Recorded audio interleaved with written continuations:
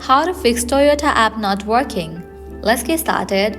Solution 1. Update the app to its latest version. For that, launch your App Store. Now search for the app Toyota. Once app appears, at the right corner of the app you will find the option of Open or Update. If you find the option of Update, just click on it and update the app to its latest version. Solution 2. Clear cache for the app. For that, open your settings. Scroll down, head towards the option of General. Now open this option iPhone Storage.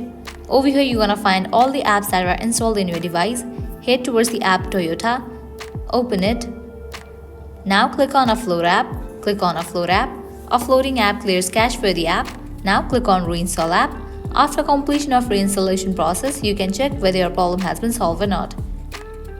If you still encounter this issue, you can apply solution 3. For that, you will need to completely delete this app from your device and reinstall it.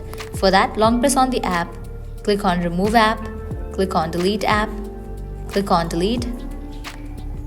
After you delete the app, launch your App Store, search for the app and install it. Applying these solutions, your problem will be fixed. So this is how you can fix Toyota app not working. At the end, if you guys find this video helpful, don't forget to like, share and subscribe to our channel. Thank you.